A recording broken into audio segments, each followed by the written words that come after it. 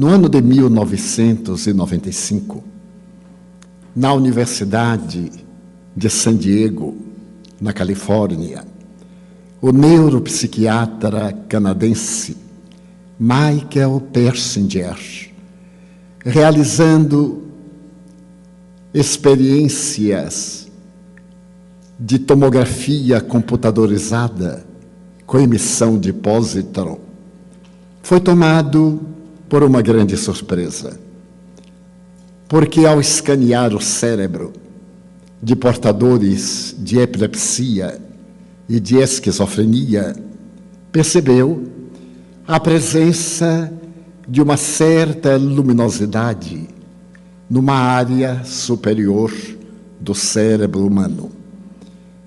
Observando esta reação inabitual, ele convidou o neuropsiquiatra Vilayanur Rachamadran para que observasse o resultado daquela experiência de laboratório. E o Dr. Vilayanur, ao observar a luminosidade que se exteriorizava do cérebro, foi acometido de uma grande surpresa. E então exclamou: "Oh my God!" E no momento em que ele enunciou a palavra Deus, a luminosidade aumentou de volume. Ele deu-se conta. E a partir daquele momento, ele referiu-se a Deus em vários idiomas, inclusive em sânscrito, Rama. E toda vez que enunciava o nome de Deus, a luminosidade cerebral aumentava. Então, tocado por uma experiência científica, ele concluiu que existe no cérebro humano um ponto de luz, que ele denominava um ponto de Deus. As experiências prolongaram-se. E nesse ínterim, uma norte-americana, que é professora da Universidade de Oxford, na Inglaterra, atravessava um período muito difícil da sua vida. Ela havia publicado um livro que se tornou best-seller, porque além de psicóloga, dedicava-se também a outras investigações. E notou que aquela proposta que lhe havia sido feita para uma abordagem científica em linguagem popular havia alcançado a meta a que se destinava. A editora convidou-a para que escrevesse um segundo livro. Ele pagou uma parte antecipadamente. Então, nesse momento, a admirável psiquiatra, depois de fazer uma viagem ao Oriente, experimentou uma depressão profunda. E nesse estado de depressão, a sua produtividade intelectual começou a cair. E ela optou por fazer psicoterapia com um colega da cidade. Foi nesse ínterim, enquanto estava na depressão e atormentada com o dever de escrever o livro, de que já fora beneficiada com parte do pagamento, ela resolveu visitar os Estados Unidos. Ela houvera ouvido falar a respeito das experiências de San Diego. Naquele período absolutamente materialista, não podia conceber qualquer hipótese de uma causalidade transcendental para o universo. E em chegando a San Diego, manteve contato com o Dr. Vilayanur, com o Dr. Michael, e foi observar os cérebros de jovens saudáveis universitários. E deu-se conta que o ponto de luz, o ponto de Deus, era mais profundo do que se poderia imaginar.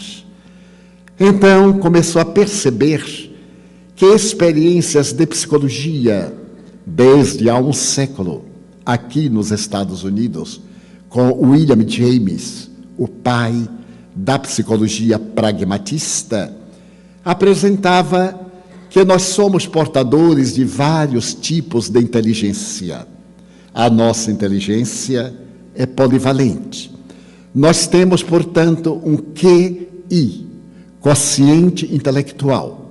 Durante a Primeira Guerra Mundial, os Estados Unidos submeteram aproximadamente 4 milhões de jovens ao QI para depois selecionar aqueles que estavam aptos para a guerra. E o QI passou a ser a medida de inteligência de todos nós durante quase 80 anos. Até que surgiu uma experiência curiosa.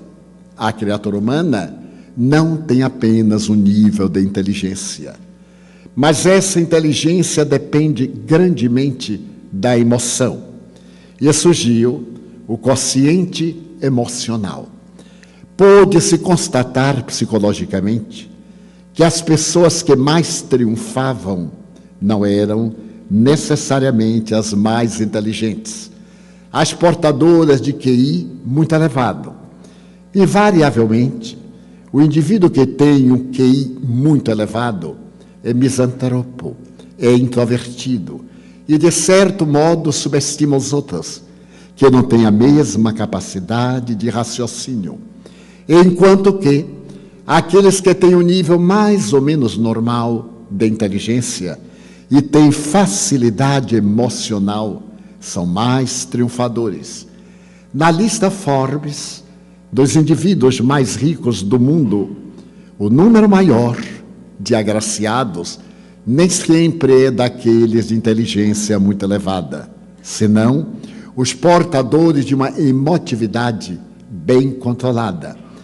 Então, a notável cientista começou a perceber que nós possuímos também uma inteligência espiritual. William James havia falado que a inteligência variava. O indivíduo pode ser um excelente matemático e não ter a menor possibilidade de tornar-se um bom filósofo. Outro pode ser um excelente estudioso de química, de física e detestar a literatura. Então a inteligência tem direcionamentos. E foi graças a isto que ela se deu conta que há uma realidade transpessoal na criatura humana. E essa realidade transpessoal é uma inteligência espiritual. Estabeleceu, então, o QS. Porque se colocasse inteligência espiritual, um QI, iria confundir-se com o QI de inteligência intelectual. Então, utilizando-se da palavra inglesa spiritual, ela criou o QS, pessoas portadoras de inteligência espiritual. E por gratidão à vida, ela escreveu um livro que se denomina Quociente Intelectual e libertou-se da depressão.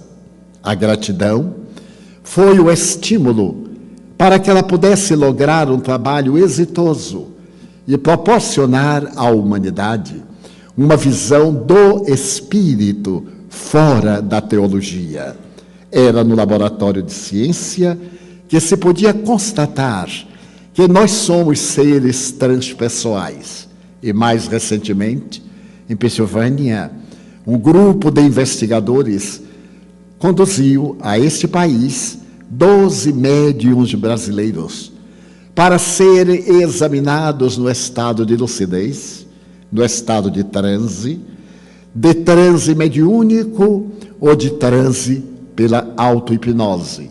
E constataram que no estado de transe mediúnico, várias alterações cerebrais demonstram que eles se encontram no estado alterado de consciência, confirmando que o transe mediúnico não é patológico, como se acreditava no fim do século XIX e até mais da metade do século XX. Esse estado de transe é um estado paranormal. A mediunidade passou a ser respeitada e no Código de Saúde Mental foi retirada a chancela de que a mediunidade era um transtorno de conduta, era um estado histérico, um estado esquizofrênico ou epiléptico. E hoje a moderna sociedade de psiquiatria norte-americana considera válida a experiência de natureza mediúnica, porque é somente através dela que se pode provar a existência do ser imortal. Por essas pesquisas admiráveis, nós somos gratos à vida. E nós, espíritas, em particular e em especial, nutrimos uma profunda gratidão por esses investigadores que, através da área fria dos mecanismos científicos e tecnológicos, comprovam a imortalidade da alma, a comunicabilidade dos espíritos e a causalidade inteligente do universo. É a psicologia da gratidão. Toda vez quando falamos em gratidão, vem à nossa mente o ato de retribuir. Alguém nos faz uma gentileza e nós retribuímos. Consideramos-nos pessoas gratulatórias, pessoas gentis. No entanto, Confúcio já afirmava há vários séculos, mais de 2000 anos, que nós deveríamos fazer o bem, mas nunca devemos esperar gratidão. Porque gratidão não é um sentimento de retribuição, é um sentimento muito mais profundo que deve existir em nosso mundo íntimo a fim de nos dar alegria. Carl Gustav Jung, o pai da psicologia analítica, estabeleceu que a pessoa que tem gratidão vive muito mais do que a pessoa que é ingrata e que é soberba. E há 2 anos, a Universidade de Miami realizou uma longa experiência numa enquete e demonstrou que todo indivíduo que é grato é gozador de saúde. Gratidão dá saúde. E ingratidão leva à doença. Por um fenômeno psicológico. Toda vez que nós cultivamos pessimismo, ingratidão, ódio, rancor e guardamos culpa, o nosso cérebro produz toxinas. E essas toxinas envenenam-nos, levando transtornos ao organismo respiratório, ao aparelho digestivo, à nossa realidade psicológica. Então, gratidão é saúde. O espírito Joana de Ângeles, há 3 anos, fazendo uma análise da psicologia humana, propôs a ética da psicologia da gratidão. Deveremos ser gratos ao ar que respiramos, gratuitamente, à água que sorvemos, à beleza encantadora da natureza. E quase nunca nos damos conta de todos esses bens que estão ao alcance da nossa vida. Mas logo reclamamos se chove, se não chove, se houve um incidente, se não houve, porque a nossa constituição egotista afasta-nos do discernimento de uma vida saudável. Todos desejamos saúde, trabalhamos pela aquisição da saúde. No entanto, nosso comportamento psicológico e psíquico é um comportamento de uma natureza e de outra autodestrutivo. Gostamos de guardar mágoas, gostamos de ter ressentimentos e adoramos ser pessoas especiais, temidas, o que significa odiadas. Porque todo indivíduo que é temido no lar, no trabalho, não pode gerar simpatia. Todos o respeitam por temor e todos o odeiam por desprezo. É necessário que façamos uma mudança de comportamento e, por alto amor, desenvolvamos o sentimento da gratidão. Para que o tema se nos torne muito ameno, eu tenho uma amiga que começa a preparar os presentes de Natal no mês de setembro. Ela vai comprando, vai preenchendo a lista e no dia 5 de dezembro ela começa a distribuir. E à medida que ela vai recebendo a devolução dos outros, ela anota o preço do presente que mandou e calcula o preço do presente que recebeu. Se o presente que recebeu foi de menor valor, a pessoa sai da lista. Ela própria me contou e disse: Edivaldo, veja quanto eu sou agradecida. Ela é uma excelente negociante. Mas como eu estou na lista dela há mais de 10 anos, então eu calculei que eu sempre mando um pouquinho mais alto do que aquele que ela manda para mim. Então o conceito de gratidão é deturpado por esse jogo de interesse, de investimento, com o disfarce de generosidade. Para podermos entrar na questão da gratidão, foi publicado aqui nos Estados Unidos um livro que se chama Pequenos Milagres. Esse livro foi escrito por duas jornalistas judias, Judith e Ita Halberstram. A pronúncia minha é um pouquinho diferente da realidade. Então, no livro, ao prefácio, elas colocam uma frase de Albert Einstein. Einstein dizia: na sociedade, há 2 tipos de indivíduos. O primeiro deles, aqueles que não acreditam em milagres. E o segundo tipo, aqueles que acreditam em milagre. Eu faço parte do segundo grupo, acredito em milagre. Não o milagre que violenta as leis do universo, mas a esse milagre de acontecimentos inesperados, de ocorrências, a esta lei extraordinária das coincidências. Vamos pela rua pensando numa pessoa e ao dobrar a esquina encontramos a pessoa. E então dizemos: mas eu vinha pensando em você. E eu também. Jung chamava a lei da sincronicidade. Nós espíritas chamamos da intuição. Pouco importa o nome, mas é um milagre. É quase um milagre este acontecimento improvável, cuja possibilidade é muito remota. Com esta apresentação, elas narram vários casos que são verdadeiramente milagrosos, quase que impossíveis de acontecer dentro da craveira comum. Por exemplo, nos anos 60, quando o movimento hippieísta tomou conta da América, da Europa e logo depois do mundo, em Cleveland, Ohio, um jovem de 20 anos, descendente de judeu, está conversando com seu pai. O Sr. Hinckels é um sobrevivente do Holocausto judeu. E o jovem Joey diz-lhe com toda aspereza: papai, eu tenho que sair da América. Eu detesto o sionismo. Eu não gosto de ser judeu. Estou cansado, papai. Quero viajar à Índia. Quero conhecer o mundo. Você colocou uma importância numa conta bancária em meu nome. A minha namorada também, Sara, pensa como eu. E nós resolvemos viajar à Índia. Aquela Índia dos marajás, dos gurus. Foi o período do amor e da flor que terminou na conquista da AIDS, pelo sexo desvairado.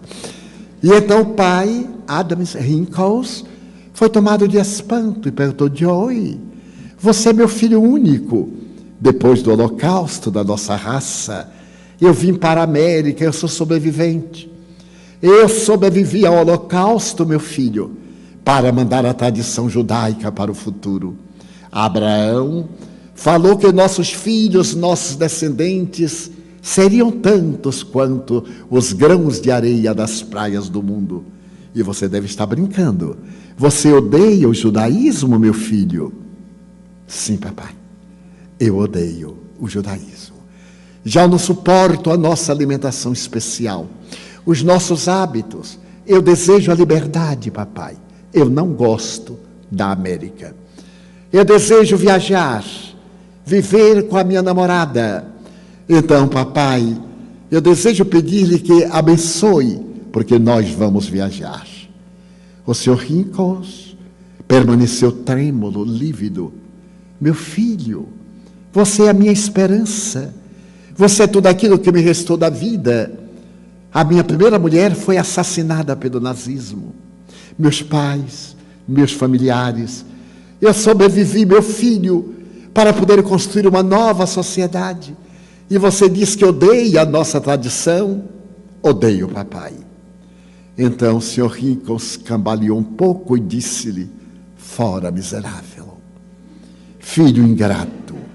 E não pode haver pior ingratidão do que a dos filhos para com os pais. Buda já dizia há 580 anos antes de Jesus que nós os devemos amar como devemos amar a nossa mãe. Amar ao próximo como se for a sua própria mãe. E quando o discípulo perguntou-lhe: e se a mãe não merecer o amor? A mãe, disse Buda, sempre merece o amor. Porque se ela é uma mãe perversa, uma mãe alcoólatra, uma mãe vulgar, ela é uma mãe doente. O fato de não o haver abortado merece a sua gratidão a esta mulher que lhe deu a vida. Quando o filho é ingrato, não há justificativa, porque ser pai, ser mãe, trata-se de um ministério divino, são co-criadores com Deus. Mas se por acaso eles foram maus e perversos, o problema é deles, não é problema nosso. A dificuldade é deles, não é dificuldade nossa. Então, é necessário que nós tenhamos esse sentimento de gratidão ao lar onde nascemos. Sem desejar fazer autobiografia, quando minha mãe me concebeu, eu estava com 44 anos, em pleno climatério, na menopausa. E naquele tempo, faz tanto tempo, ela começou a sentir uma coisa estranha. Meu irmão mais próximo tinha 5 anos. Ela foi ao médico e disse que estava com hidropisia. O médico olhou-a, porque no passado os médicos eram um pouco de místico e de cientista. Batiam aqui. Era uma coisa notável. Não acertavam nunca, mas batiam. E nós nos sentíamos muito familiares. Hoje, quando chegamos ao gabinete médico, ele olha e nos dá uma relação e diz: traga todos os exames. E também não acerta nunca. Ele olhou, bateu aqui, bateu ali e disse: dona Ana, a senhora não está com hidropisia, a senhora está grávida. Ele disse: mas grávida nesta idade? Ele disse: pois é, tem alguém aí apressado que está querendo chegar. Mas eu aconselho a senhora a abortá-lo. Deve estar entre 2, 3 meses. A senhora é muito frágil. Teve 12 partos e 3 abortos naturais. Não vai aguentar mais um filho. Então eu farei uma curetagem e a senhora ficará livre para cuidar dos seus 12 filhos vivos. Porque se este vier, provavelmente a senhora não terá um parto feliz e poderá morrer.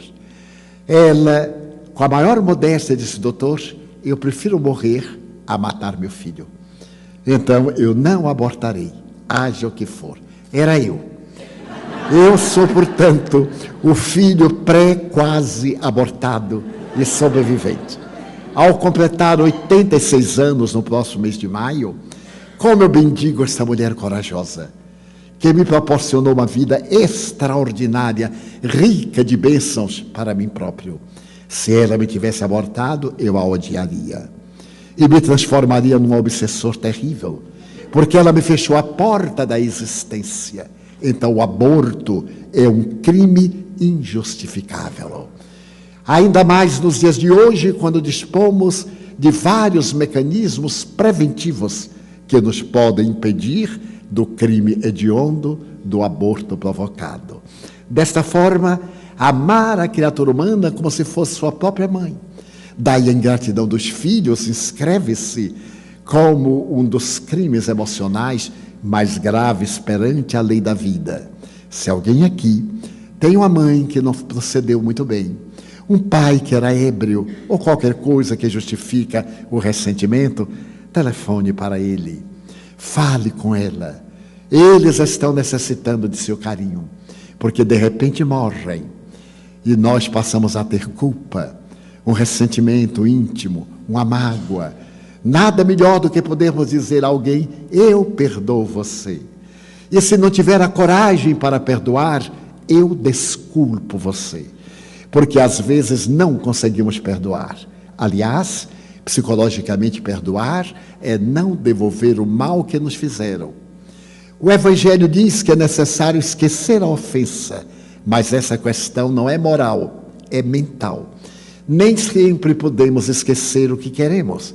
Quanta coisa gostaríamos de esquecer e não conseguimos. E quanta gostaríamos de lembrar e não conseguimos. Então, nós podemos desculpar, pelo menos, e dar uma nova chance à nossa mãe, que foi leviana, que foi ingrata, que não soube ser mãe, que nos jogou fora, a nosso pai, que nos abandonou no momento da concepção, mas ele inscreveu-se como um devedor perante as divinas leis. Mas continuando, o jovem Joey volta-se para o pai e diz: muito bem, se é isso que você quer, eu não voltarei nunca mais à sua casa. Adeus, papai.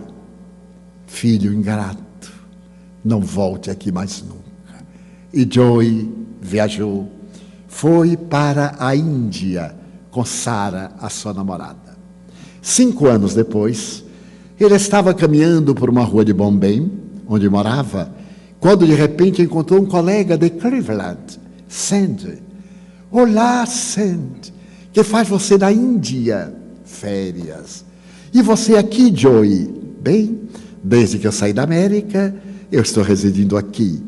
Joey, mas que bom encontrá-lo. Milhares de quilômetros distantes, essa cidade é super populosa. Que prazer. Ah, Joey, desculpe-me, receba meus pêsames. Pêsames? Sim, da morte de seu pai. Você não soube? Não, não soube. Ninguém lhe comunicou? Não, é que eu viajei e não deixei endereço. Ah, Joey, desculpe-me, mas o velho Adams morreu faz pouco tempo. Joey teve um choque. Havia se passado um período de 5 anos. E quando se é jovem, se tem o direito de ser estúpido. 5 anos depois, diminui a estupidez. E a pessoa amadurece com o sofrimento da vida, que é o grande mestre do nosso existir. Então ele disse: não sabia. De que morreu papai? Ninguém sabe, Joey. Ele foi ficando triste. Foi ficando triste. Depois ele fez uma viagem a Jerusalém. E quando voltou, segundo eu soube, negou-se a se alimentar e o médico disse: é uma psicose maníaco-depressiva. Era o diagnóstico da época. Hoje diríamos, é um transtorno bipolar da afetividade, uma depressão. E ele morreu. Então Joey disse ao amigo: não, fui eu quem o matou. O desgosto, o filho ingrato. Como agora eu penso diferente. A vida tem sido tão severa para nós, para mim, para Sara. Eu me lembro do lar com imensa saudade. Eu me recordo da família. Eu matei papai. Oh, Joey, desculpe. Não, você fez muito bem. Então Joey foi correndo para casa. Sara, papai morreu. E ela disse: bem, já era um homem de idade. Não, Sara, não é isto. Foi a forma como ele morreu. Eu matei papai. Eu dei-lhe um copo de veneno que ele foi sorvendo longamente. Toda a sua vida é a esperança em mim. E eu, ingrato e estúpido, no ardor da juventude, disse que odiava o judaísmo. É claro que eu não gosto, mas não precisava dizer. Dizer-lhe que odiava o sionismo é muita maldade. Sara, você ainda me ama? Lógico. É claro, eu quero lhe pedir um favor. Eu desejo ir a Jerusalém, em gratidão a papai. Ele amava tanto Jerusalém. Joey, eu não irei a Jerusalém. Mas Sara, eu agora vou carregar o complexo de culpa. Eu lhe suplico, vamos a Jerusalém. É uma homenagem que eu quero prestar a papai, em nome da minha gratidão por ter sido um pai extraordinário. Uma semana depois, os dois saltaram no aeroporto de Tel Aviv, a moderna capital de Israel, e de imediato, mochila nas costas, pegaram um ônibus e foram à cidade velha de Jerusalém. A história eu narro-a pela minha própria emoção, e a interpretação de agora por diante é minha, não é das autoras. De repente, quando chegam a Jerusalém, algo de estranho acontece em Joey. Ele sente uma força incoercível. que o vai levando na direção da cidade velha até a imensa parede que restou do segundo templo de Jerusalém, aquele que foi derrubado no ano 70 por Tito, o filho do imperador Vespasiano, que sitiou Jerusalém por 2 anos e, quando venceu os judeus, destruiu o templo, não deixando pedra sobre pedra. Então ele estava diante do muro das lamentações.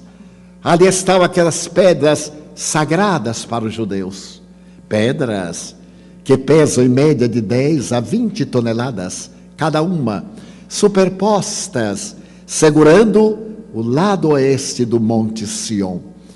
A uma certa distância, aquela pequena parede feita de madeira para separar o recinto sagrado onde o judeu ora e a multidão. Joy começou a sentir algo estranho. Ele olhou aquelas pedras venerandas e foi atraído até a porta de entrada onde estava o rabino. Perguntou-lhe: posso entrar? Eu sou judeu americano. Sim, mas tem que cobrir a cabeça. Mas eu não trouxe chapéu, não trouxe solidel. Passe ali, pegue o jornal, dobre-o e cubra a cabeça para se aproximar do muro dos recados ao Senhor. Sara negou-se e Joy entrou, cobriu a cabeça e aproximou-se daquela muralha em cujos interstícios, em cujas fendas são colocados milhares de pequenos bilhetes, desde o ano 70 até hoje. Periodicamente são retirados para dar campo para que outros sejam colocados. E ele notou que todos oravam, oscilando-se. Ali estavam os judeus ortodoxos, com as características tradicionais, outros à paisana. Então ele ficou junto de um jovem e perguntou: o que é que você está lendo? O jovem sorriu e disse: judeu americano, hein? O seu acento é típico. Eu estou lendo a Torá, o nosso livro sagrado. E onde eu encontro uma Torá? Ali naquela banca. Você deixa um documento de identidade, ele empresta, e depois você devolve e recebe seu documento. Joy foi pegar a Torá, o livro de capa preta, a Bíblia hebraica. Aproximou-se da parede e perguntou: jovem, e agora? Abra ao acaso. Ele abriu ao acaso e saiu o Salmo 23. O Senhor é o meu pastor.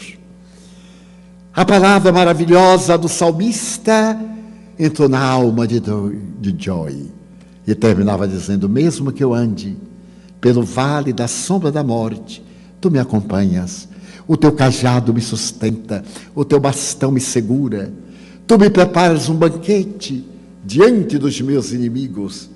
Então Joy começou a chorar. Era o salmo predileto do seu pai. Parecia que a sombra do seu pai estava ali orientando o filho. Então o jovem judeu perguntou: por que a emoção? Porque eu sou um parricida. Eu matei papai de desgosto. Mas como é? E Joy sintetizou para o jovem: o que é que eu posso fazer? Peça-lhe perdão.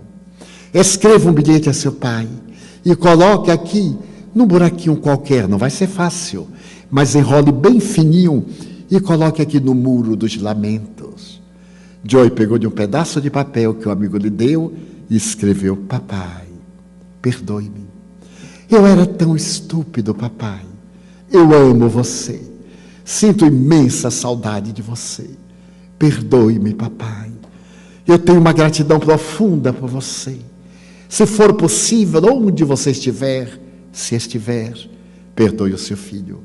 Com todo carinho, Joy dobrou e saiu procurando lugar no muro, até que ele encontrou uma fresta. Empurrou e quando empurrou, caiu um papelzinho que estava lá dentro. Ele achou estranho. Aquele papel estava amarelado, manchado. Ele apanhou para botar no lugar, mas quando ele apanhou, teve curiosidade. O que estaria escrito ali? Ele abriu o papel e ficou estarrecido. Joy, meu filho, eu venho aqui lhe pedir perdão. Desde que você se foi, estou morrendo, Joy, de saudades. Perdoe o seu pai. Nós, os idosos, somos muito intransigentes. Quando ele mandou embora, eu não quis mandar embora, Joy. Eu irei morrer de remorso por haver sido duro com você. Perdoe-me, meu filho. Com grande ternura, seu pai, Adams Rinkles. Ele ficou estarrecido. Centenas de milhares de papeizinhos. E a sua mão foi exatamente onde estava o papel que seu pai escrevera um ano antes. Então ele disse para o jovem: leia, leia. Veja que coisa surpreendente, um milagre. Isto é um milagre. O jovem leu e disse: é um milagre. E agora o que é que você vai fazer? Não sei. Não tenho a menor ideia. Se você quiser hospedar-se, há uma pousada ao lado da escola rabínica. Você pode hospedar-se, mas eu estou com uma namorada. Não há problema. Você fica na seção masculina, ela na seção feminina, e depois vocês tomam decisão. Ele se reanimou, correu, entregou a Torá, saiu com o jovem: Sara, meu novo amigo, ele me está apontando uma pousada aqui perto. Eu não irei. Eu prometi vir a Jerusalém, e agora quero voltar. Mas Sara, leia o bilhete de papai. Não, não me interessa. Eu odeio o judaísmo, como você sabe. Mas Sara, eu tenho culpa e quero reabilitar-me. Joy, eu não ficarei em Jerusalém. Sara, dê-me uma chance. Não a darei. Você é realmente ingrato. Você abandonou seu pai e agora me abandona. Porque as mulheres sabem torcer a coisa. Era ela que não queria ficar, mas era ele quem a abandonava. Ele diz: mas Sara, eu não ficarei. E você está me abandonando, Joy. E naquele conflito, ele optou por ficar. O jovem levou à hospedaria e se passaram 3 anos. 3 anos depois, Joy estava fazendo o curso de rabino e deveria receber a condição de rabinato dentro de um mês. Então seu mestre rabino lhe disse: Joy, para ser rabino é necessário ser casado. E você tem que se casar. Mas eu não tenho namorada. A minha namorada é Sara. E Sara voltou para a Índia. Joy, a minha mulher é uma excelente casadora. As mulheres são assim, adoram o sacrifício dos homens. E eu já falei tanto sobre você que ela já lhe arranjou uma noiva. Ué, então aqui é assim? Não, não é exatamente isso, mas é que minha mulher, conhecendo a sua psicologia, arranja uma namorada para você. Você não vai perder nada. Na hora que você olhar a sua namorada, vai apaixonar-se e vai casar-se com ela. Mas eu nem a conheço. Mas não precisa conhecer, Joy. Depois a gente conhece. O amor é melhor quando é com pessoa desconhecida. Quando é conhecida, a pessoa usa tanto que depois do casamento já não tem encanto. Então, é melhor a surpresa. Você poderia ir à nossa casa sexta-feira, antes do Sabá, que começa às 18 horas? Sim, como não? Irei para um chá. E você irá conhecer a sua noiva. A minha mulher vai ficar muito feliz. Combinaram? E na sexta-feira, às 14 horas, Joy foi à casa do seu mestre, já paramentado de negro, com o cacho lateral, significando ortodoxo, com as amarras da escravidão no Egito, da escravidão na Babilônia. Quando chegou, o mestre recebeu-o com imensa ternura e chamou a esposa. A esposa veio feliz: mas você é exatamente como eu pensava. Meu marido me tem falado sobre você, e você é aquilo que eu escolhi para a sua esposa. Quer conhecer a sua futura noiva? Ele disse: não, eu quero conhecer a futura candidata, porque ainda não é minha noiva. Então passe para o lado das mulheres. Ele foi, e numa sala contígua estavam as jovens conversando. As mulheres não são de falar muito, nem de falar alto. Estavam ali conversando, alegres. E ela, a dama, se aproximou de uma jovem loura, tocou no ombro. E quando a jovem se voltou, que Joy olhou: Sara, Joy, o que você faz aqui vestida com essa fantasia? Sara, eu serei rabino E daí? E o que você faz aqui, Sara? Você não disse que ia embora? Disse, mas não quer dizer que eu fui. Eu disse, bem, já que eu estou aqui, eu vou aproveitar para falar melhor o Yiddish. Quero conhecer a história deste povo. Afinal, mesmo que eu não goste, é o meu povo. E Joy, apaixonei-me pelo meu povo. E comecei a frequentar a escola para futuras mulheres de rabinos. Ela é a minha mestra. E você, o que faz aqui? Bem, eu fui para a hospedaria. E na hospedaria eu conheci o mestre. Já que eu estava aqui, eu queria aperfeiçoar no Yiddish e queria conhecer a história deste povo fascinante, este povo arrebatador, este povo da tradição. E você, rabino, mas para ser rabino é necessário casar. É necessário casar, Sara. E como você sabe, a mulher do rabino disse que eu tinha uma noiva e que essa noiva é você. O que você acha? Promete não me abandonar outra vez?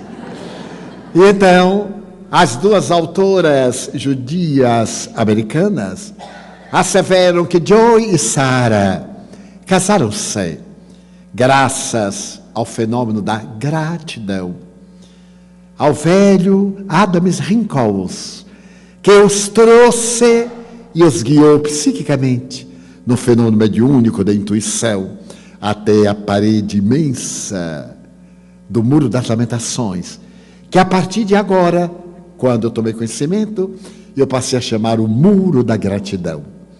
Porque todos nós temos nossos muros de lamentação, onde colocamos nossas queixas, nossas reclamações, onde nós colocamos nossos estados de amargura, quando deveríamos ter a parede da gratidão, onde colocaremos diariamente um bilhete, mas um bilhete dizendo, muito obrigado, Senhor, pelo dia de hoje, muito obrigado pelo dia de saúde, muito obrigado pela enfermidade, que mostrou quão frágil eu sou, muito obrigado pelas bênçãos, mas muito obrigado também pelas experiências, pelos insucessos. O caminho do êxito é feito de insucessos. E em nossa vida sempre temos muitas pessoas que são as matrizes, as causas básicas da nossa felicidade.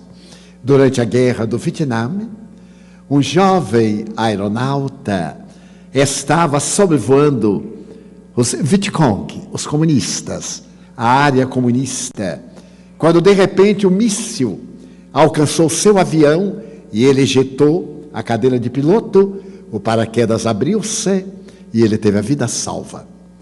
Mas ele caiu em território comunista, foi preso e durante 6 anos ele esteve recebendo lavagem cerebral, um cárcere miserável, quando os Estados Unidos firmaram a paz com o Vietnã do Norte.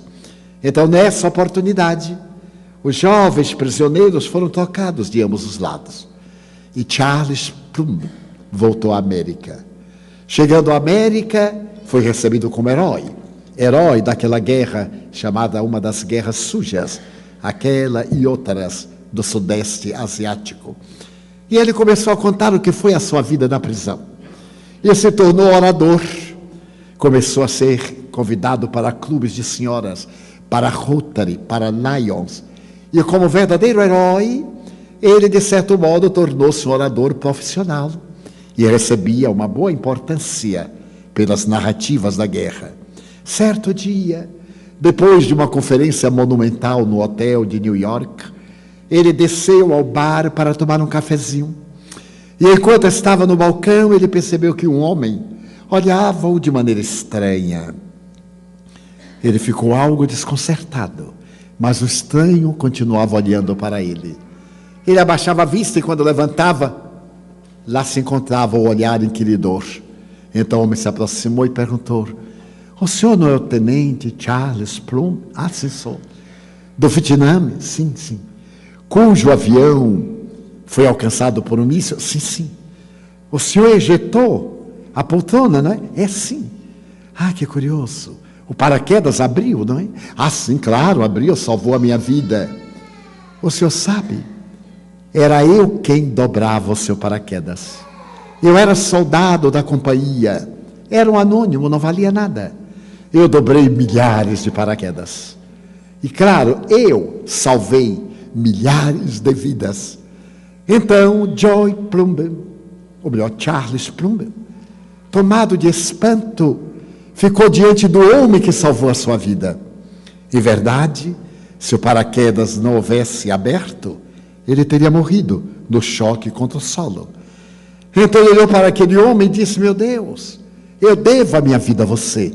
E deu-lhe um abraço imenso de gratidão. E a partir daquele dia, toda vez que ele começa uma conferência, ele faz esta pergunta ao auditório: quem dobrou o seu paraquedas hoje? Todos nós temos alguém que pela manhã dobrou o nosso paraquedas.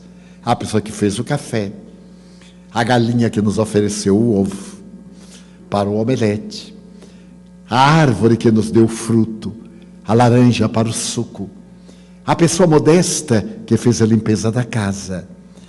Quantas pessoas dobraram o nosso paraquedas para que aqui estejamos e nós sequer temos ideia.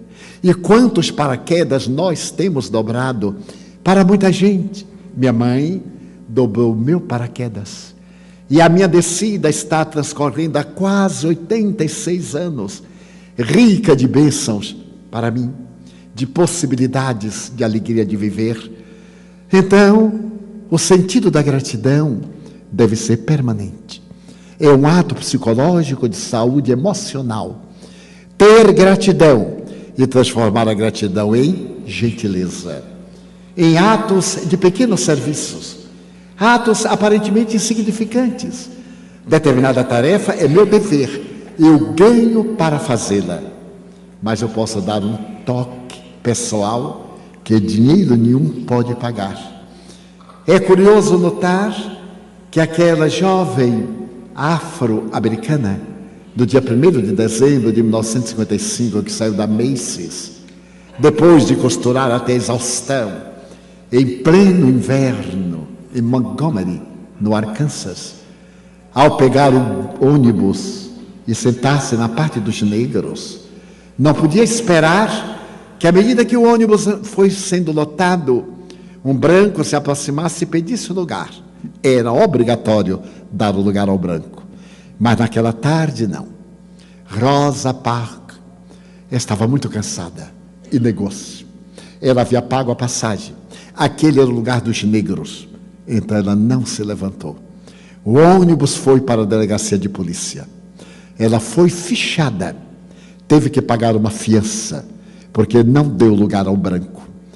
Ela recorreu então ao pastor da sua igreja, naquela semana próxima do Natal, e explicou para ele a tremenda humilhação. E ele teve um sonho. Aquele homem negro era Martin Luther King Jr. Ele teve um sonho.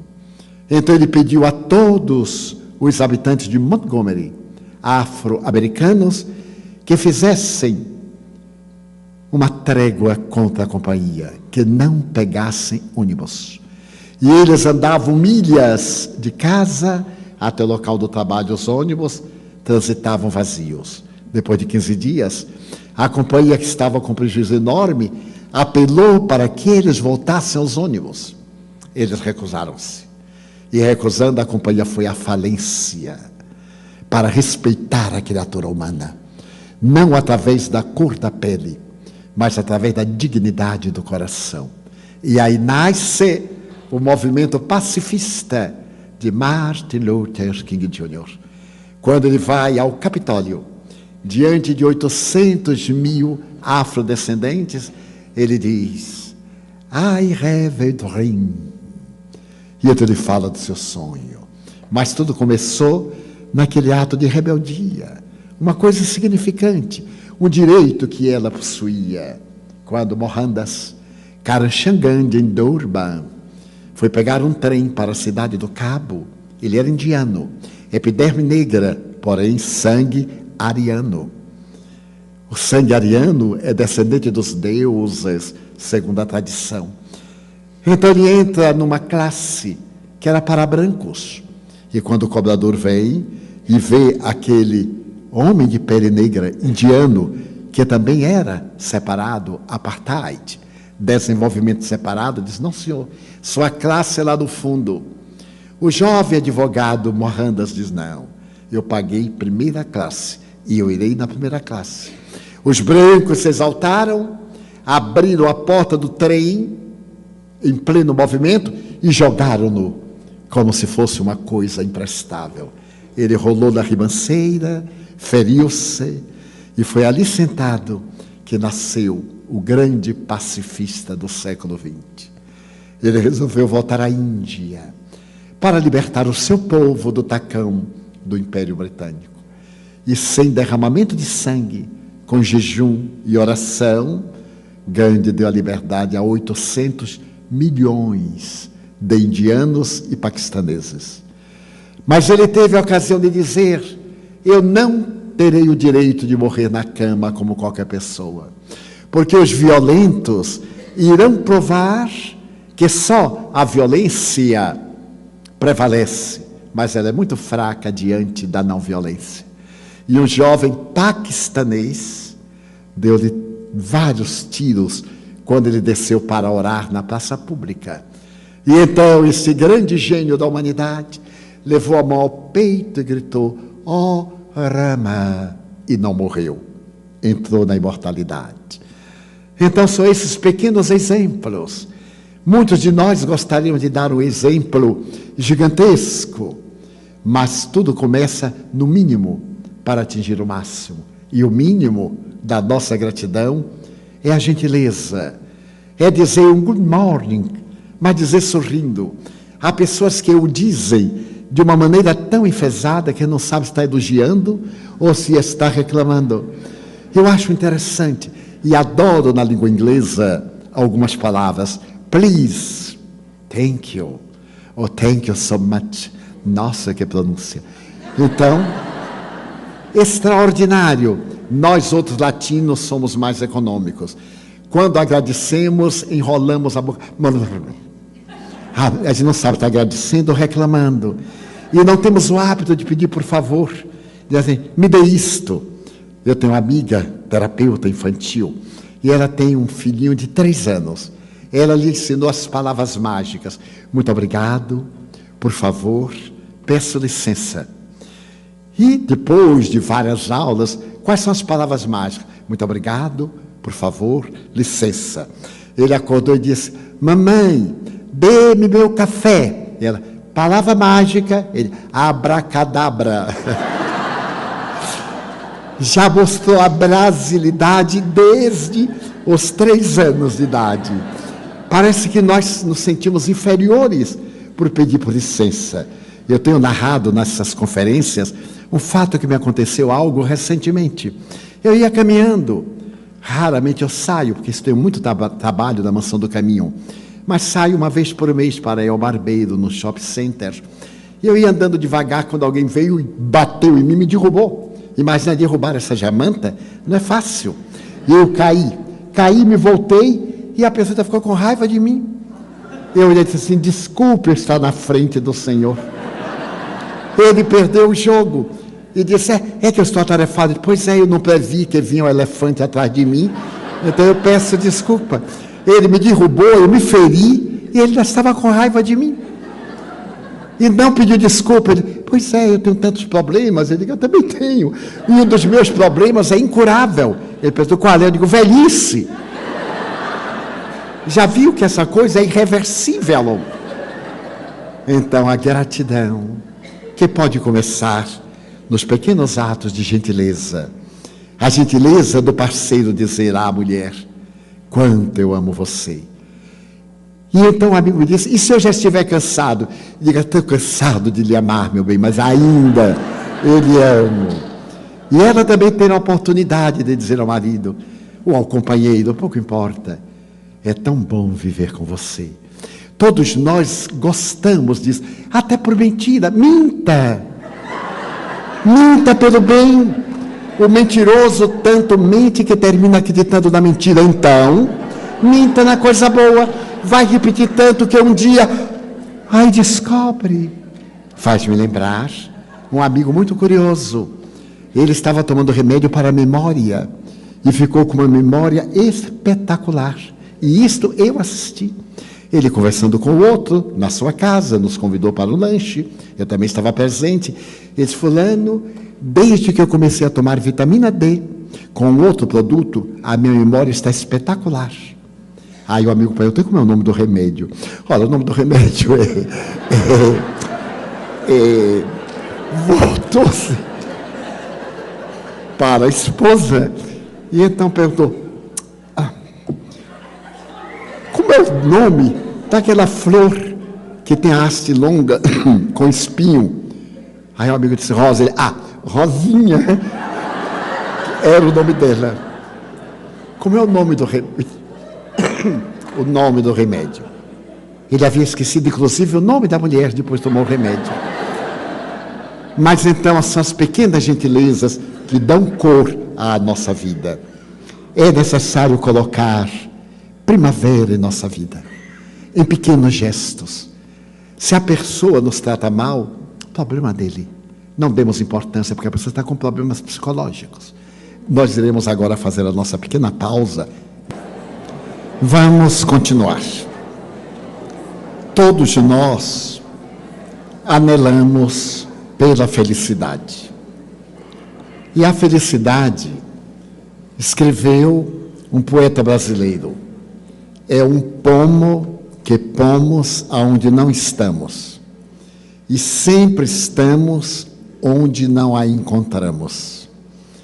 Então nós temos as pessoas que são escravas do que têm. Quanto mais acumulam, mais desejam possuir. São pessoas que sofrem a sede da água do mar. Quanto mais sorvem a água, mais sede têm, porque a água é salobra. Existem aqueles que são escravos do que não têm. Utilizam-se de duas condicionais para serem felizes. Eu só serei feliz quando me casar. Isso era no meu tempo. Agora eu só serei feliz quando me divorciar. Aqueles que utilizam do relativo se. Eu só serei feliz se conseguir tal coisa. É a chamada felicidade hedonista, que se celebrizou na Grécia graças ao filósofo Epicuro. Epicuro dizia que a felicidade consiste em ter, porque quem tem, pode. Quem pode, compra. Quem compra, goza. Mas é a felicidade da boca para baixo. Comer, dormir e fazer sexo. Ainda hoje encontramos pessoas que são hedonistas ou epicuristas, que tendo bastante comida, dormindo bem, tendo bastante conquistas, sentem-se cansadas, não felizes. Porque quando nós comemos muito, temos indigestão, não felicidade. Quando dormimos muito, ficamos amolentados e não felizes. E quando praticamos muito sexo, ficamos impotentes e não felizes. É só observar. Eu noto, por exemplo, nos banquetes, as pessoas comem, ficam exaustas, depois, ai, como me arrependo, estou, permitam-me a gíria, entupido. Uma pessoa entupida não é uma pessoa feliz. E o amigo contou-me, curiosamente, um fato que me pareceu notável. Porque alguém estava sentindo-se mal, ele disse: vá ao banheiro, introduza o dedo na garganta e elimine. E a vítima respondeu: você acha que cabe o dedo? Se coubesse, eu comia mais uma banana. Então, é a felicidade do ter, do estômago. E dormir, naturalmente, os neurônios necessitam de um refazimento para as neurocomunicações. Mas o dormir dentro de uma medida que não dá felicidade, dá bem-estar. E o sexo? Não é o sexo em si, porque os animais praticam sexo por instinto e não tem nenhuma sensação. Às vezes, tem desagradáveis sensações, porque em alguns animais o sexo é doído. Então, o hedonismo não pode ser base da nossa vida. Surgiu um outro filósofo que dizia que a felicidade é não ter nada. Porque quem tem medo de perder. E é verdade. Eu vejo, às vezes, os grandes leilões. A pessoa compra uma tela por 140 milhões de dólares. Como o célebre grito de Munch, a tela hoje mais cara do mundo. Pequenina. É apenas um homem com a boca aberta. Então foi comprada por alguém secreto, que está guardada num cofre secreto. E que a pessoa vê de ano em ano, abre o cofre, olha e fecha o cofre. Não é possível. É um estado de afirmação da personalidade. Para que todos saibam que tem a peça, que tem o diamante. Quem é que usa hoje mais uma joia no Brasil? Usa imitação. Eu me recordo que a princesa Kate ganhou do noivo, o príncipe da Inglaterra, o herdeiro do trono, um anel, uma pedra preciosíssima, que também não era dele, era da coroa. E logo uma rede de joalherias lançou o mesmo anel em formato popular, 70 pounds, e vendeu quase 2 milhões. Então, além da pedra falsa e a pedra verdadeira, só um olho clínico.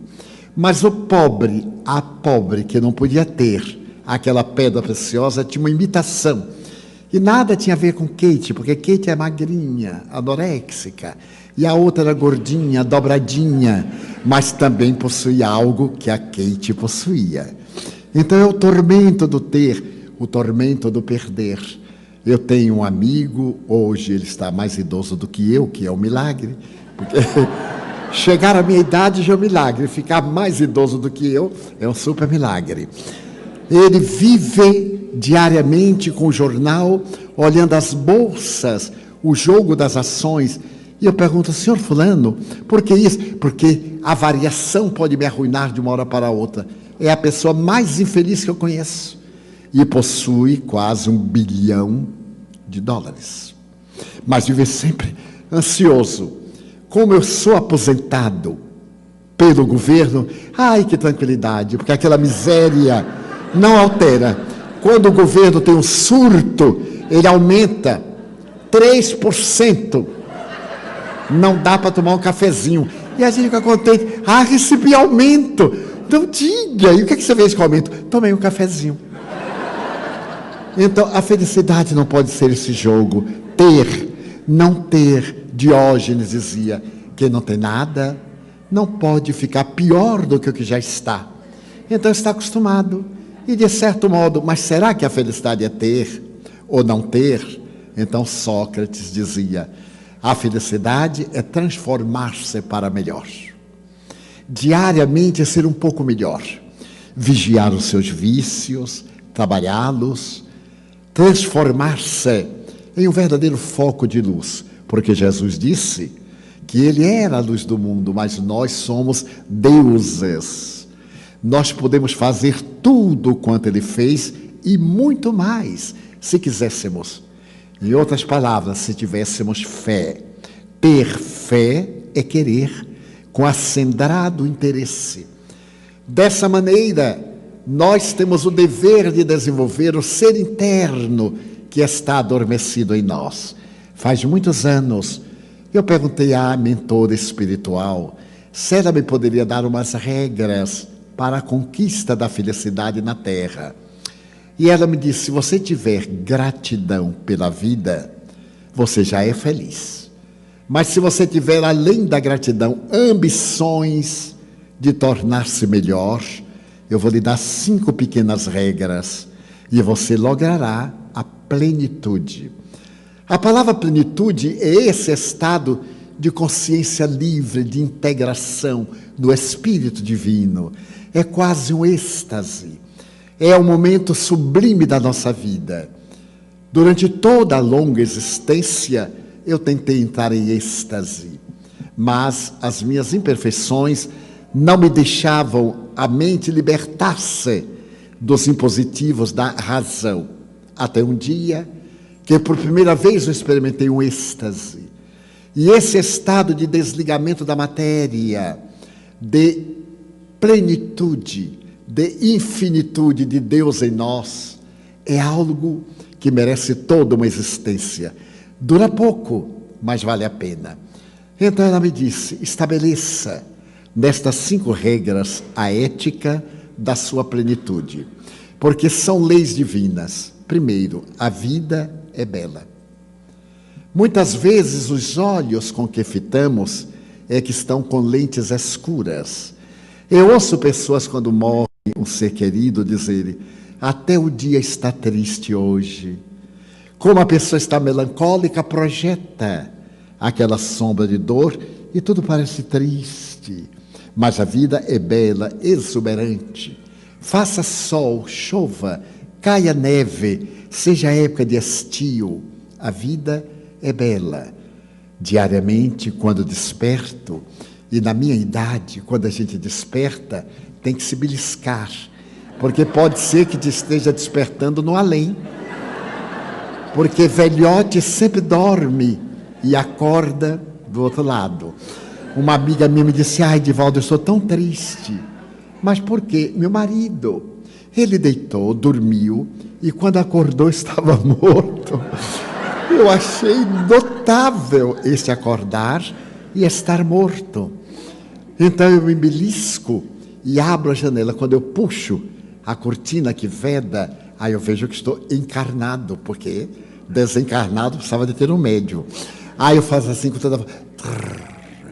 E aí eu olho o sol na encantadora Salvador e digo, meu Deus, como a vida é bela, que bom que eu ainda estou na matéria.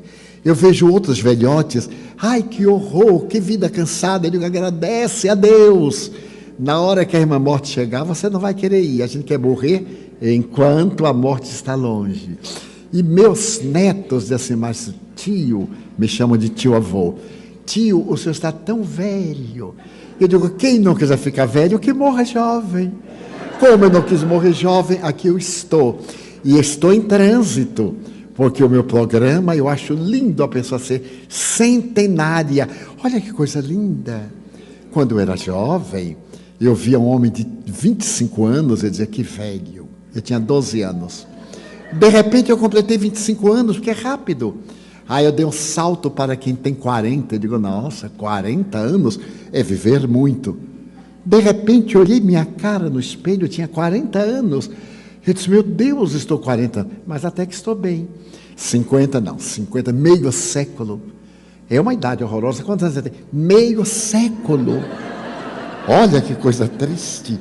De repente eu estava com meio século. Aí eu dei uma puxada, a coluna estava bem, até nós vamos criar um clube da coluna que falta 2 vértebras. Nós vamos criar um clube. Então eu completei 50 anos. Confesso que tive um choque. Meu Deus, não pode, até que este rostinho está bem. 50 anos. Mas 70 eu não chego lá. De jeito nenhum. Arrastando os pés, 70 anos. Deitei-me, quando acordei, estava com 70. Eu digo, meu Deus, que injustiça. Mas que bom que estou vivo. Aí eu pulei para 90. Olhei um de 90, entrando no avião, porque lá no Brasil aquelas moças lindas ficam. Convidamos primeiro cartões tais, mulheres grávidas com crianças, pessoas da melhor idade. Aí vem aqueles cacos assim andando. Se isto é a melhor idade, eu quero morrer na juventude. Que coisa. E então eu entro também. E algumas dizem assim, mas o senhor já tem idade? Eu digo, não, não é cartão. Não é curioso? E graças a Deus, nesta viagem, ou na anterior, eu descobri uma coisa maravilhosa neste querido país. Quem tem mais de 70 anos não precisa mais tirar o sapato para passar no raio-x. Ai, mas eu adorei. E ainda mais, não precisa também tirar o paletó se for levezinho, se for leviano, como dizem os espanhóis. Eu, então, quando descobri isso, eu falei ao meu amigo Daniel, olha, Daniel, não precisa mais tirar o sapato. Que coisa horrorosa tirar o sapato, ainda mais sapato de cadastro. E aí eu fui todo estoico. Quando eu fui passando a funcionária, de show, ele disse, I am 85 years old. Ela fez, uau, e eu, uau. Não é? Gratidão à vida. E eu passo com uma pompa e circunstância. Ainda hoje eu passei bem heróico. O homem me olhou bem. Eu, I am 85 old. Ele, A vida é bela. Coloque o suave sal do amor na vida para que ela adquira beleza. Se a nossa senectude, que eu acho muito mais bonito que velhice. Que palavra indelicada. Você é um velho, você é senecto. Olha, uma palavra linda. Então, a nossa senectude tem alguns problemas. Mas eu vejo crianças recém-nascidas com problemas hereditários. E muitos de nós, que ultrapassamos o milênio passado, estamos relativamente saudáveis. Que bom a nossa experiência, a nossa sabedoria, o encanto da beleza da idade. Então, ser grato à vida. A vida é bela. Segundo item da felicidade. Eu nasci para amar. Todos nós nascemos para ser amados, já notaram?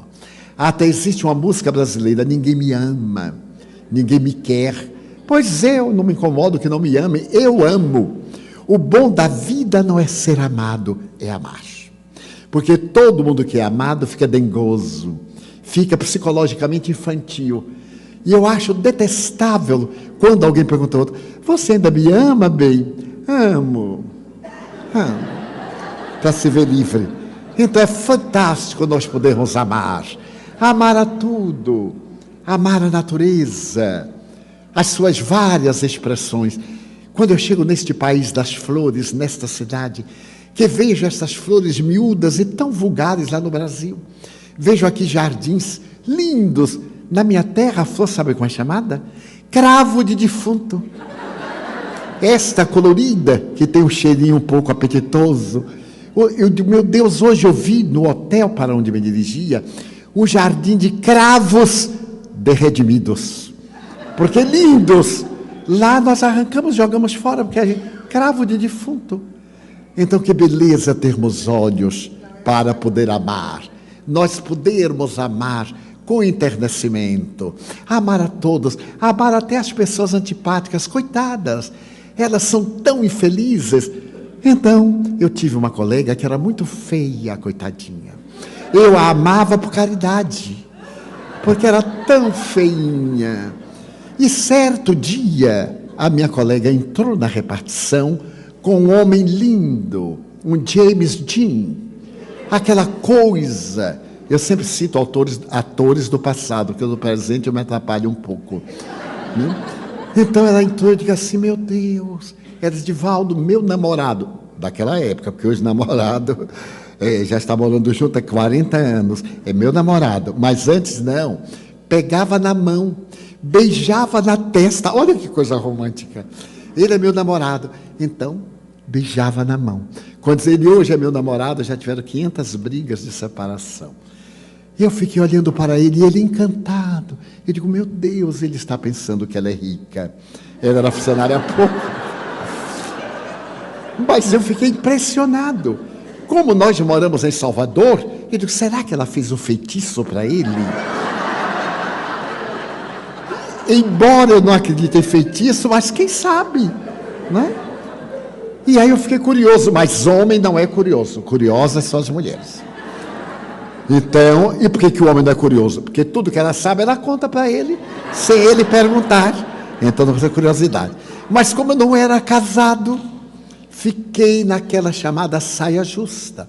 E aí eu perguntei para ela assim, mas coisa, você conquistou, hein? Olha a habilidade. Ela, Divaldo, eu descobri que sou feia. Eu digo, não, até que não.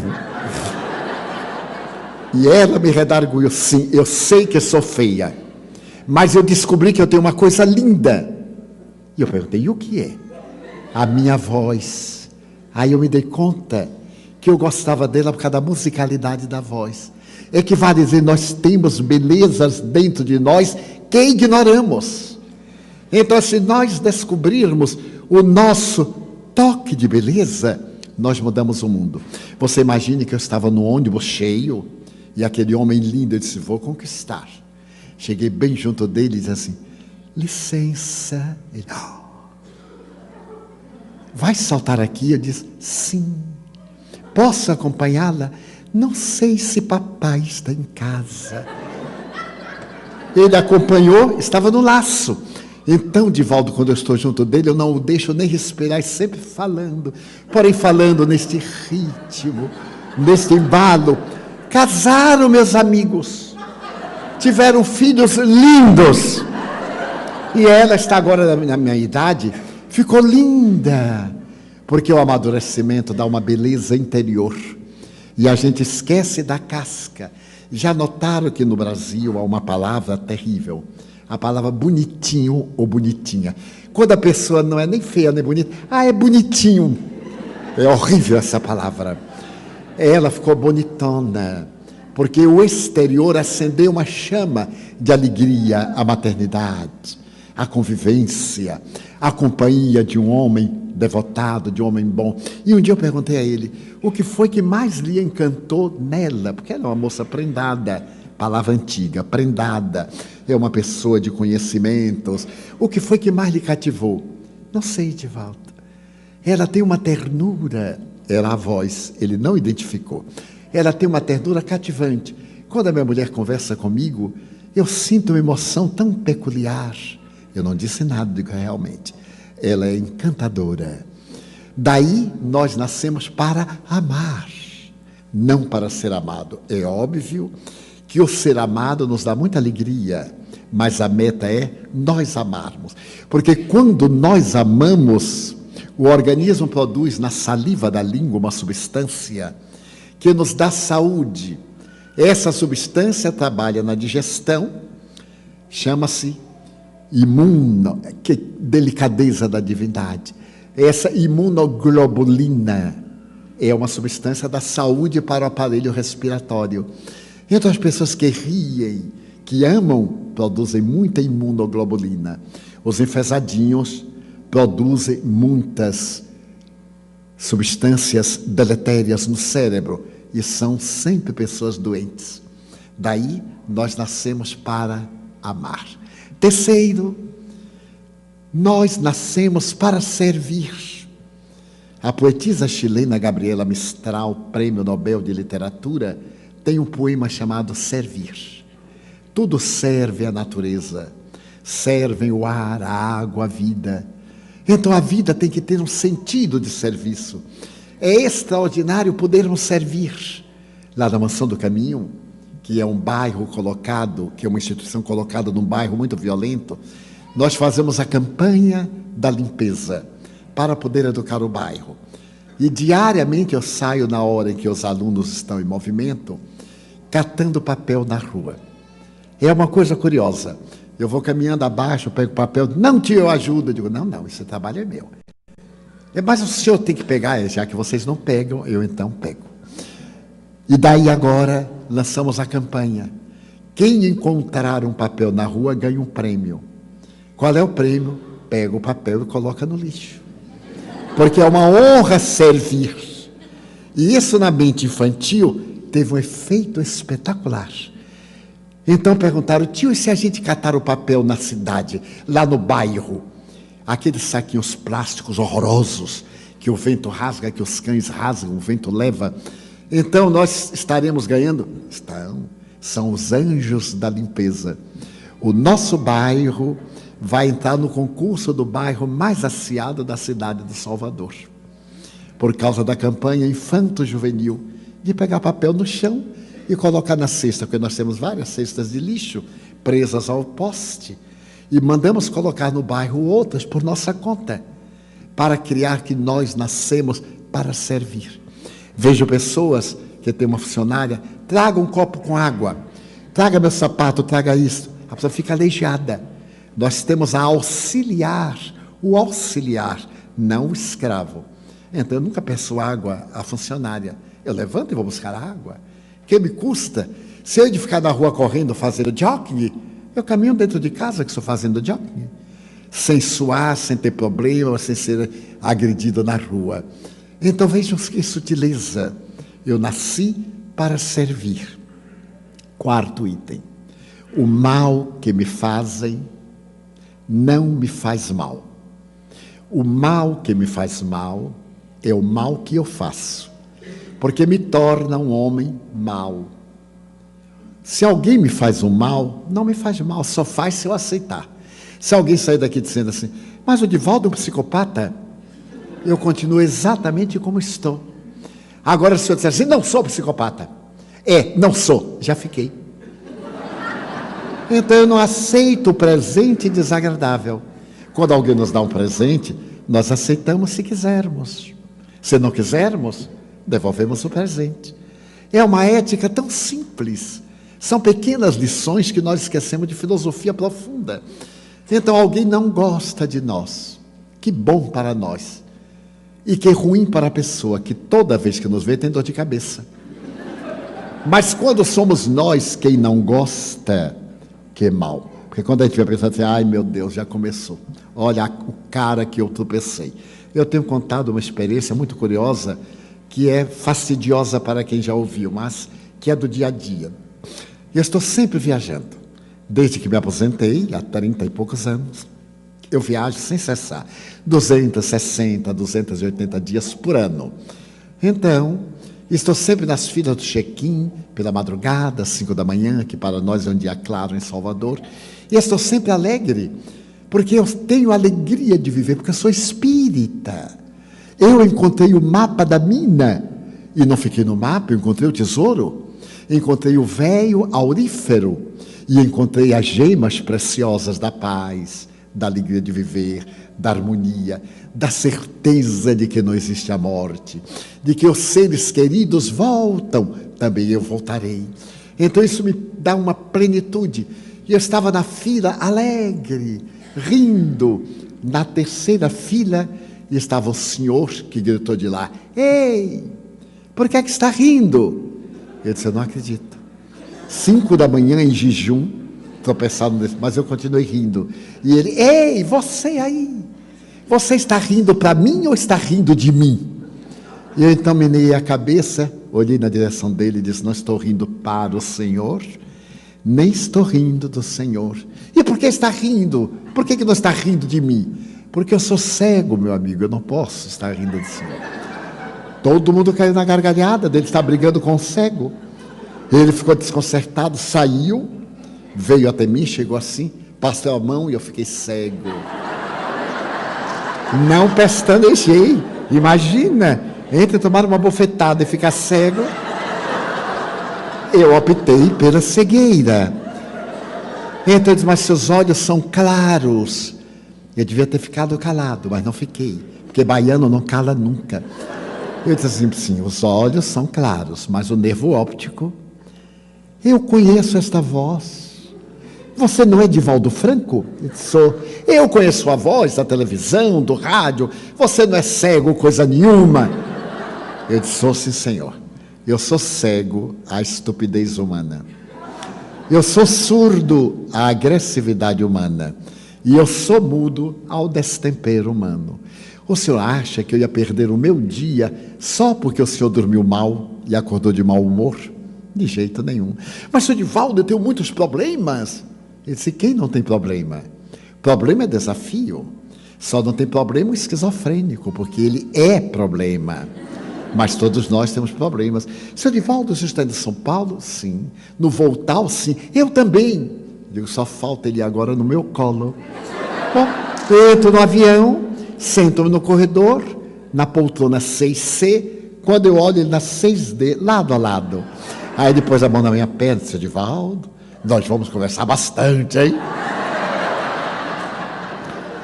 Eu disse, não, senhor, porque nós alugamos uma poltrona. Há pessoas que alugam o avião inteiro, já notaram? Então, grito, fulano, e faz o maior carnaval como se o avião fosse dele. Mas ele só alugou uma poltrona. Não tem esse direito. E outros, quando vão se levantar, metem a mão assim na cara da gente, puxa a poltrona para levantar, arranca o cabelo da gente, e a gente nem olha, porque se a gente olhar, fala, por quê? Ele é o dono do avião. Quando a poltrona tem braço, a gente deve levantar na vertical, não na horizontal. Mas isto vai demorar um pouquinho. Então eu disse, não senhor, não podemos conversar para não perturbar as pessoas. Mas, senhor Nivaldo, eu queria lhe contar os meus problemas e vou aproveitar o avião, porque a gente subindo está mais perto dos guias. E o homem continuava. Então eu tentei uma técnica. Eu pus a mão no joelho dele e disse assim, durma, durma. E aí eu descobri que eu sou hipnotizador e ele dormiu. Eu não vou nem dizer a palavra aqui, senão os senhores dormem e acaba o seminário. Quando o avião chegou a São Paulo, 2 horas e 15 minutos, e bateu no solo, ele acordou assustado. Senhor Divaldo, eu digo, calma, já chegamos. Já chegamos? O que é que me aconteceu? Eu digo, desencarnou e reencarnou. Está tudo em paz. Estava excitado. Ai, que bem me fez, senhor Divaldo. Eu poderia ter brigado com este homem que queria me proibir de rir. Como é que pode? Proibir o outro de estar contente. Então, o mal que me fazem não me faz mal. O mal que me faz mal é o mal que eu faço. Quinto item, a alegria de viver. A alegria de viver é uma maravilha. Eu me recordo de uma anedota, permitam-me, que um bêbado foi passando pelo cemitério e escutou uma voz dizendo, socorro, eu estou vivo. O bêbado olhou e percebeu que a pessoa estava se movendo. O bêbado disse, não está vivo não, você está mal enterrado. Aí jogou mais terra na criatura. Assim nós devemos ter a alegria de viver. Estamos na vida. Então vamos dar um sentido à nossa vida e sermos gratos pela oportunidade de podermos reparar os erros que nós praticamos e de aperfeiçoar os atos nobres. Então a nossa vida é um poema de alegria e tem um sentido psicológico. Um dos grandes escritores britânicos, Cronin, que escreveu uma série de livros fantásticos, ele ganhou o prêmio Pulitzer várias vezes, deixou-nos noites de vigília, O Jardineiro Espanhol, Pelos Caminhos da Minha Vida, A Família Bradley, etc. Certo dia ele foi pegar o avião no Kennedy. Ele estava em Manhattan e o chofer estava revoltado. Saiu de Manhattan e resmungava. Então, Cronin, que é um gentleman, perguntou a ele, mas você está tão contrariado, por quê? Ele disse, por causa de um passageiro, um miserável. Eu nunca mais farei nenhuma gentileza. O senhor imagine que o meu primeiro passageiro pegou-me e fomos ao Kennedy. Ele ia pegar um voo para a Ásia. E felizmente ele me disse qual era o voo, a companhia e a cidade para um dia. Levei-o ao Kennedy, ele saltou no terminal e quando eu voltava, eu percebi pelo retrovisor que ele havia esquecido a pasta com os documentos atrás. Eu parei no acostamento, abri a pasta, tinha $10.000, o passaporte, o bilhete. Eu fui até o próximo retorno, vim ao Kennedy, fui ao estacionamento, peguei a pasta dele e corri na direção da empresa. E ele estava aturdido com as 2 malas, mão na cabeça, que disse, senhor, a sua pasta, o senhor esqueceu-a no carro. Ele me olhou como se eu tivesse furtado a pasta dele. O infame não me disse uma palavra, arrebatou a pasta. $10.000 em dinheiro. Seus documentos à passagem. E me olhou estranhamente, deu-me as costas. Eu nunca mais farei isto. Como eu sou um homem honrado, quando alguém esquecer algo no meu táxi, eu vou ao incinerador público e jogo no fogo. mas não devolvo mais. O poder da ingratidão. E então, Crone perguntou, mas por que você ficou tão revoltado? Você fez o seu dever. Mas ele devia pensar que eu trabalho numa empresa e que eu gastei combustível, paguei estacionamento e não fui ressarcido. Eu não queria que ele me desse dinheiro, mas pelo menos pagasse o táxi. Eu voltei de metade do caminho. E esse eu vou pagar por ele, o ingrato. Nunca mais. Então Crone deixou que ele fizesse a catarse, que ele eliminasse a mágoa. E quando saltou, pagou-lhe o que registrava e deu-lhe no envelope uma importância. E disse, olha aqui, em nome daqueles que são gratos, eu represento o outro lado da medalha, o outro lado do espelho, a gratidão. Aí está o valor do combustível daquela viagem e algo mais como estímulo para que você continue sendo grato. Então o chofer parou, olhou e disse, muito obrigado. Então a gratidão é tão enriquecedora. Na minha jornada, ainda jovem, um dia eu estava na cidade e vi uma senhora que saltava com uma perna amputada, apoiada num pedaço de madeira. Aquilo me deu um constrangimento. Eu tive vontade de pegar um táxi, que era muito raro na época e muito caro para meu nível. Mas atravessando a rua, demorando tanto, eu me aproximei e perguntei, a senhora vai para onde? Ela deu o nome de um bairro periférico, muito difícil. Eu disse, a senhora vai assim? Ela disse, meu filho, não tem jeito. Vou pegar o bonde, o streetcar. Então, eu disse, meu Deus. Mentalmente eu verifiquei quanto eu tinha no bolso. Eu disse, fica aqui um pouquinho na esquina. Fui um chofer de táxi e ganhei uma lição preciosa. Porque eu disse para ele assim, quanto o senhor faria uma corrida daqui até o bairro tal? Ele deu o preço. Naquele tempo não tinha taxímetro. Eu disse, que pena, eu não posso. Ele disse, para quem era para o senhor? Eu digo, não, é para levar aquela senhora. Ele disse, sua mãe? Eu digo, não, nunca a vi. E vai levá-la? Eu digo, sim, porque é um dever. Ela estava no hospital, amputou a perna, teve varíola. E então eu fiquei tão tocado, eu gostaria de levá-la, mas não posso. O senhor tem quanto? Ou melhor, você tem quanto? Eu disse o que tinha. Olha aqui, você vai fazer a caridade? Ele disse, não, nem é caridade, é gentileza, é um dever. E aquele chofer modesto me disse, se você pode fazer isso, por que eu não posso também? Vamos dividir? Você paga o combustível e eu dou o que seria o lucro. Vamos levar a velhota?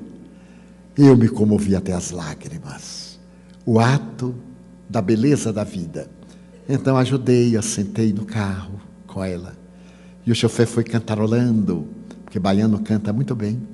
Foi cantarolando. Chegamos ao pé do morro onde ela morava e disse, até aqui, não podemos subir. Então ela estava muito emocionada e me disse, foi a primeira vez na vida que alguém fez algo por mim. Eu quero o seu nome. Eu perguntei, mas para quê? Ainda não chegamos à sua casa. Não, aqui eu vou devagarzinho. Eu sou, não, senhora, eu vou lhe dar meu ombro, eu sou um homem forte. Eu estava com os 40 anos. A senhora me abraça pelo pescoço, porque fica mais fácil do lugar da perna amputada. Ela então me deu aquele abraço e fomos.